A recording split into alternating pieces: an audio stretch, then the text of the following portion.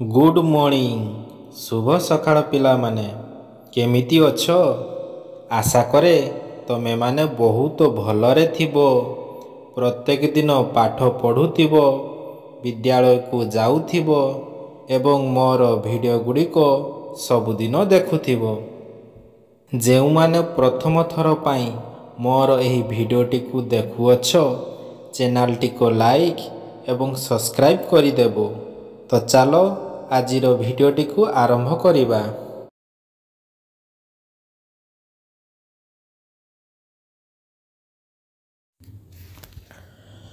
କାର୍ଯ୍ୟଫର୍ଦ୍ଦ 1 ପାଠ ସଂଖ୍ୟା 12 ଯୋଗ ଓ ବିୟୋଗ। ପୂର୍ବରୁ ଆମେ ଜାଣିଛେ 124 ଏବଂ 315 ଏହି ଦୁଇଟି ସଂଖ୍ୟାର ଯୋଗ କରିବା। ପ୍ରଥମେ କ'ଣ କରିବା? ଏକକ ଘର ସଂଖ୍ୟା ଗୁଡ଼ିକୁ ଯୋଗ କରିବା। ଯେମିତି 4 ଏବଂ 5। 4 ଏବଂ 5ର ଯୋଗଫଳ 9। ତାପରେ ଦଶକ ଘର ସଂଖ୍ୟା ଗୁଡ଼ିକୁ ଯୋଗ କରିବା। ଯେମିତି 2 ଆଉ 1। 2 ଏବଂ 1ର ଯୋଗଫଳ 3। ତାପରେ କ'ଣ କରିବା? ଶତକ ଘର ସଂଖ୍ୟା ଗୁଡ଼ିକୁ ଯୋଗ କରିବା। ଯେମିତି 1 ଏବଂ 3। 1 ଏବଂ 3ର ଯୋଗଫଳ ହେଉଛି 4। ତେବେ ସଂଖ୍ୟାଟି ଆମେ ପାଇବା 439। 124 ଏବଂ 315ର ଯୋଗଫଳ 439। 1435 ଏବଂ 2377 ଏହି ଦୁଇଟି ସଂଖ୍ୟାର ଯୋଗଫଳ କରିବୁ। ପ୍ରଥମେ ଏକକ ଘର 7 ଯୁକ୍ତ 5 ସମାନ 12।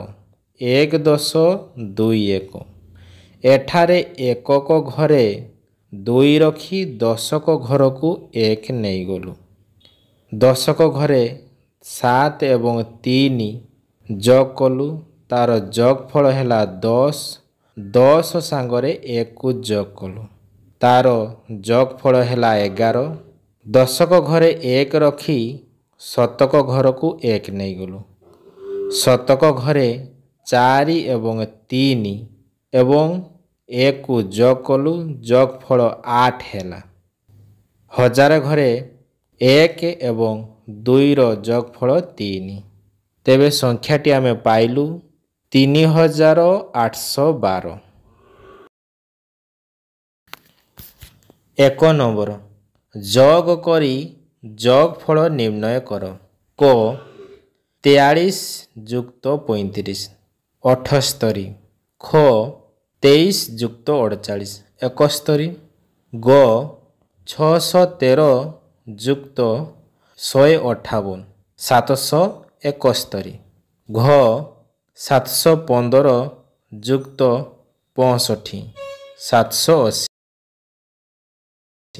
ଙ 184 ଯୁକ୍ତ 207 391। ଚ 38 ଯୁକ୍ତ 25 63। ଛ 1413 ଯୁକ୍ତ 256 1669। ଜ 1016 ଯୁକ୍ତ 2395 3411। ଝ 5102 ଯୁକ୍ତ 2008 7110। ଟ 4734 ଯୁକ୍ତ 3300 8034।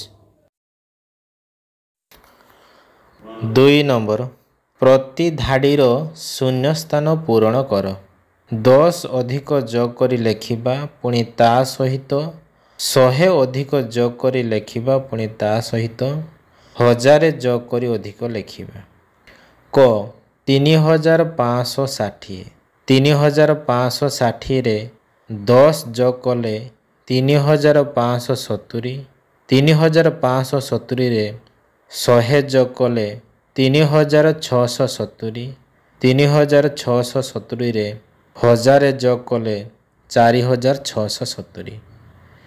ସେମିତି 5875, 5885, 5985, 6985, ଗ 6000, 6010, 6110, 7110, 6784, 6794, 6894, 7894। 3 ନମ୍ବର, ଖାଲି ଘର ପୂରଣ କର ଯେପରି ଯୋଗ କାର୍ଯ୍ୟ ଠିକ୍ ହେବ।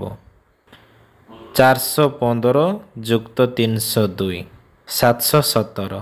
ଖ 6433 ଯୁକ୍ତ 1256, 7689। ଗ 1120 ଯୁକ୍ତ 1318, 2438।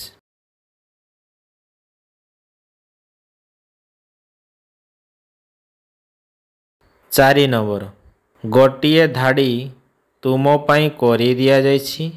ତାକୁ ଦେଖି ସେହିପରି ଯୋଗ ଟେବୁଲଟିର ଶୂନ୍ୟ ଘର ପୂରଣ କର।